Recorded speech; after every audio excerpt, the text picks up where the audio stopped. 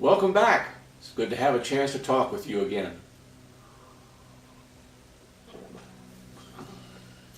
Boy, it'd be nice if every day was as much fun as it is at Christmas time. I don't know, there must be something magical about eggnog. Gives people some joy, allows them to relax a little bit. At least sometimes Christmas can be the happiest time of our year because we want to give something special to people. You know, I'd like for you to give somebody that you love a special gift this year if you would. It might just make all kinds of difference in the way your marriage is developing and your relationship is changing. It might just make it better in a lot of different ways. At Marriage Help, we tell people how to do things better. We give them a guideline. One of the things that we hand out is a sheet that's called the 10 Rules. You can go to marriagehelp.com and find the 10 rules if you want to, but I want to talk to you about number 3. Rule number 3. And it goes something like this. I love you and I want to protect you from harm and any kind of thing that will make you sad, hurt you, put you in distress, damage your heart, your mind, your spirit.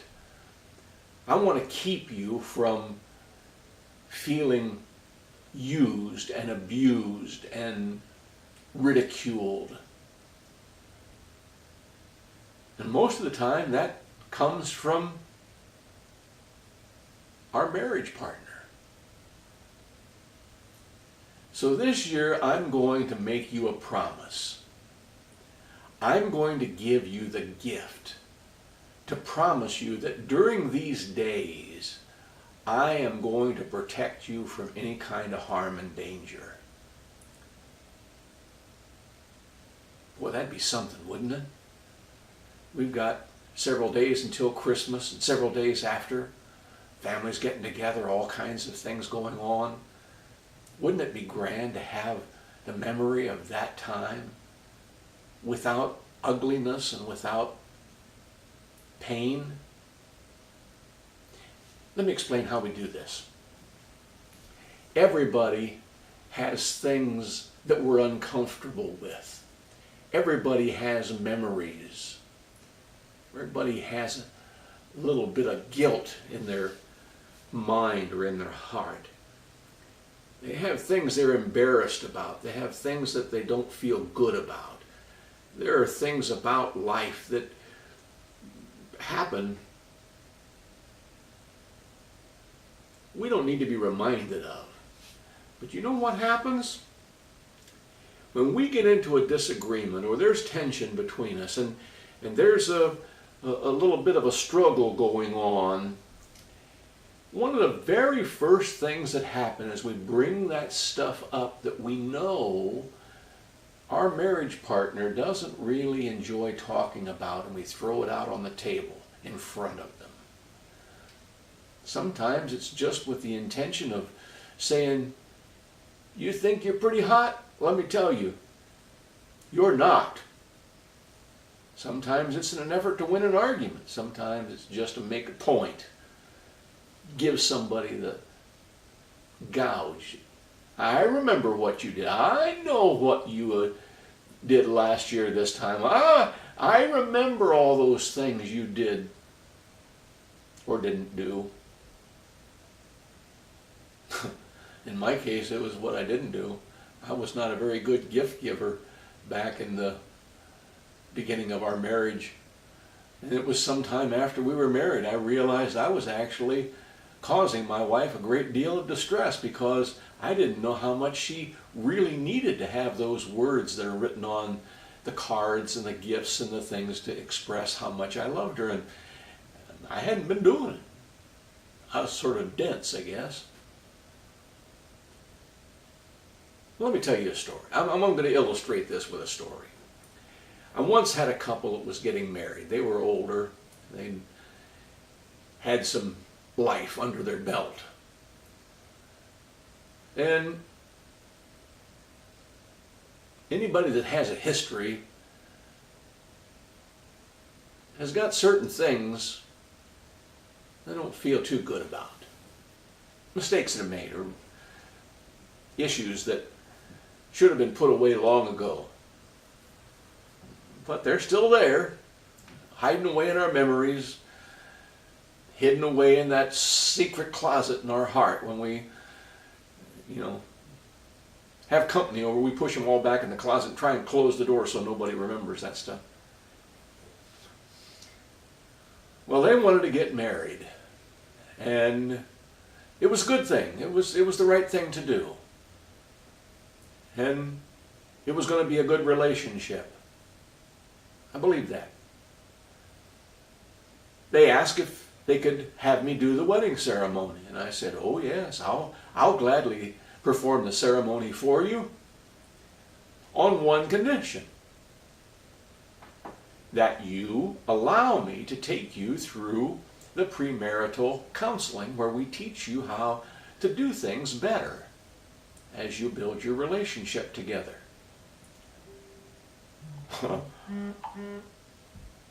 Well, man said, "Look, I'm 70 years old. What are you going to teach me about being married? I've been married most of my life." I said, "But you haven't been married to her. This is new. And you're going to have to start off from scratch. Whatever worked in your previous relationship ain't going to work with this lady. You got a new thing started here. You need to learn how to do it better." Oh, they agreed, so kind of reluctantly, and we started through the lessons. Oh, we had lots of fun. The premarital counseling parts of this is usually a great deal of fun. And so they went through the first 5 or 6 sessions, and we were down to where it was the last time we were going to get together. By this time, we knew each other really well. I'd asked enough questions, and we'd gotten to know each other, and we sketched out a pretty good plan for what we were going to have to do to take care of each other. All right?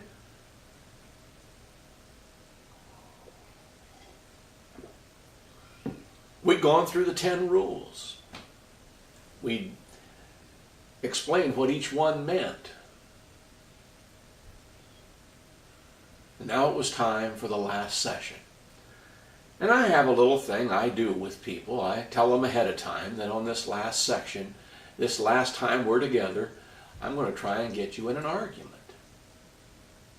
Because I know you well enough. I know what some of your hot buttons are by that point, and I think I can get one or the other of you riled up enough that you get into sort of a argument together. Then I get to see whether or not you applied the lessons I'd given you and you were doing it better than you had before. Well, I tell them that at the beginning, then they sort of tend to forget about that. But it was time for our last session. And they said, "Okay, just for a change of pace, why don't you come over to our new house where we're going to be living after the wedding, and we'll have our last session over there at our house. Let you come in and visit for a little while." I said, "That's a good idea, and we'll just do that." So the day came, the time came, and I went over to the house, and I walked up to the front door, and I knocked. Nobody came to the door. Well, the living room and the family room's downstairs, so I knocked a little louder, and nobody came to the door. Well, finally, I pounded on the door again, and the lady was going to be the bride came to the door. Oh my, was she a mess. I mean, tears had stained down across her face. Her hair was all rumpled up. She hadn't gotten ready for this session. She was just a wreck, crying, weeping. "It's all off, it's all off. We've called everything off. It's all ruined. It's never going to happen. The wedding's off. We're not doing it." And I just laughed real big, and I said, "Oh, good. Looks to me like we're ready to get started. Let's go downstairs and talk. She didn't understand what I meant. I was serious. Let's get started. This is a great session. This is a way to, I was hoping we'd get this session started. It's all over. No. So we came downstairs. He was just as embarrassed as she was, and they were all sitting around and heads all down and hands in their lap and standing on opposite sides of the room, and we had a terrible, terrible fight. We had a terrible, terrible fight, and it's all over. We can't go forward. We're not gonna have the wedding next week. I said, okay, let me just ask a couple of questions. I said, you remember when we talked about I love you too much to harm you? Remember how we talked about how when we get into an argument, one of our first impulses, one of the first things that jumps right up into the front of our minds is, I'm going to say da-da-da-da-da-da-da-da-da-da.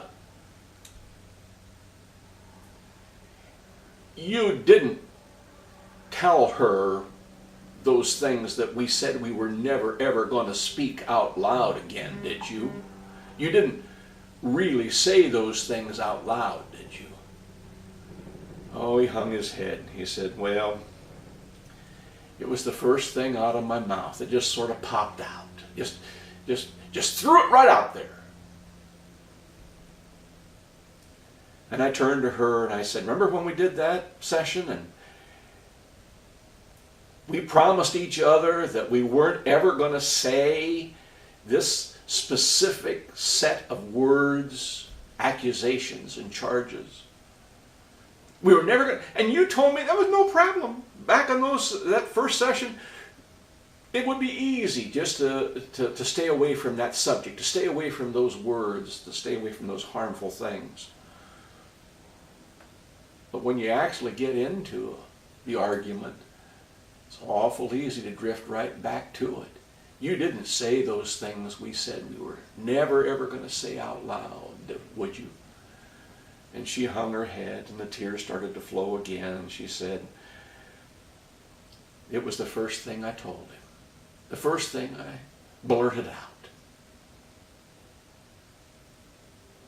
Yeah, I know. I understand. When we love, truly love,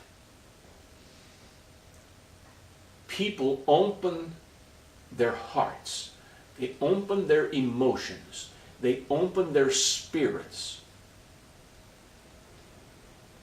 and they really reveal their tender inside parts.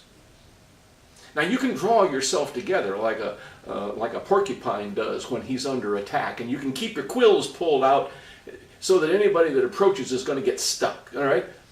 But when you're in love and when you're in marriage and when you're in a relationship, you open up your defenses and you let your vulnerable spots out. And people learn what can really destroy you, can pierce you into the heart. And there's nothing you can do to stop it. Sometimes it's old habits. Sometimes it's a past life. Sometimes it's a mistake that was made years ago. Sometimes it's just what you're born with.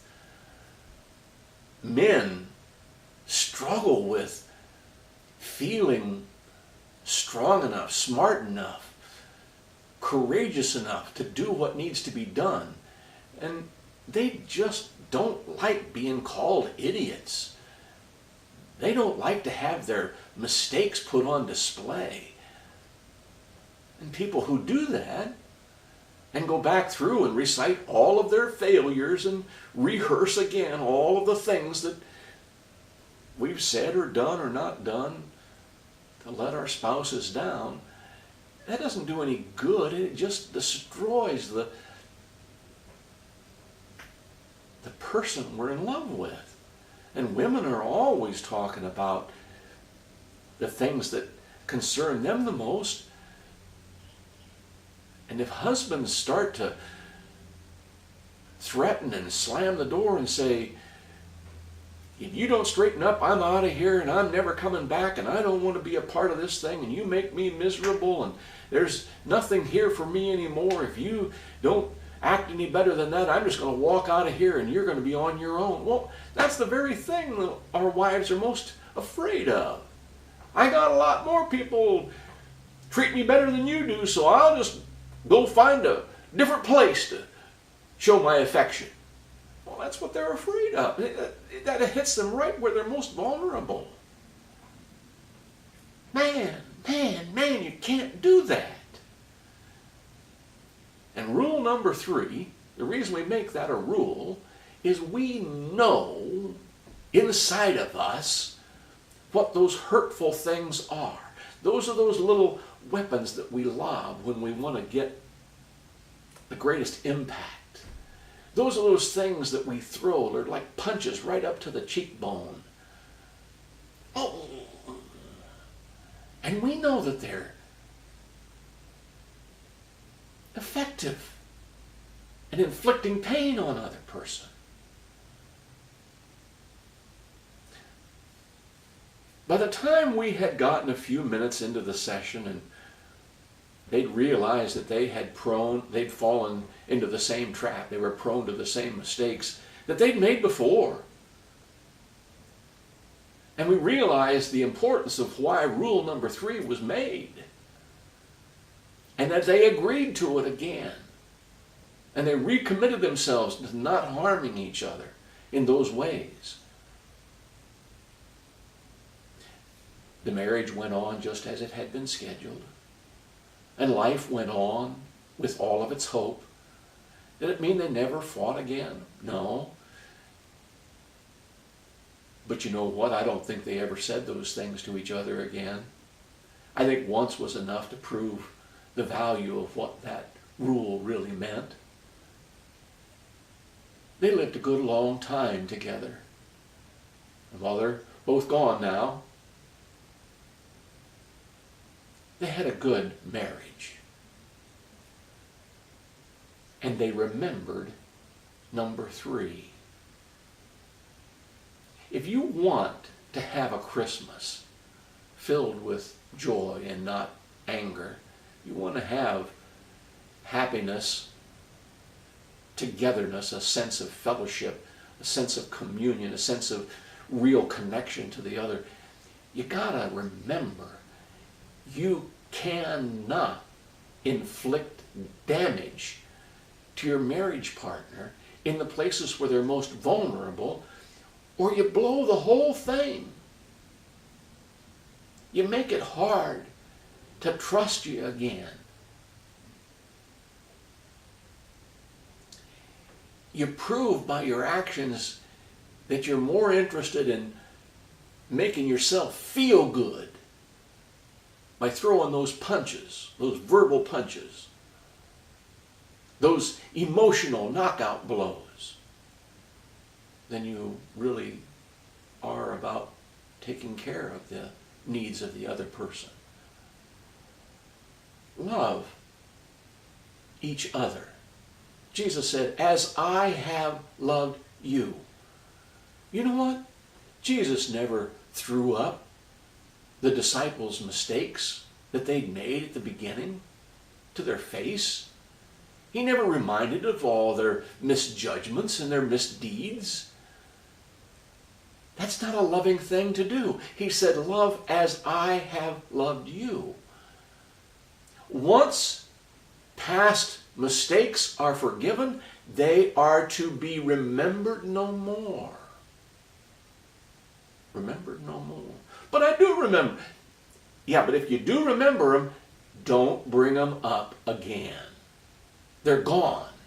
Forgiven, forgotten. Forgiven, never to be remembered again. Never to be thrown up in somebody's face just because you got upset. Rule number 3 out of the 10 rules to have a good marriage. You simply have to make it a rule not to harm each other in the middle of a conflict. You can do this. You have to promise each other. Take a hold of that spouse's hands. Look right into their eyes. Look right into their faces. Hold on and say, I promise never to harm you again. I will never bring up those things that hurt you again. I promise to keep these things from ever being thrown out like nuclear bombs to harm you again. I'm going to protect you from being hurt anymore. I've done enough already. I want to demonstrate my love for you by protecting you from the things that I can say that will hurt you. You're in for a good Christmas if you can hold on to each other and make the promise to live with rule number 3. I promise to love you and show my love to you by not harming you and hurting you anymore. God bless you.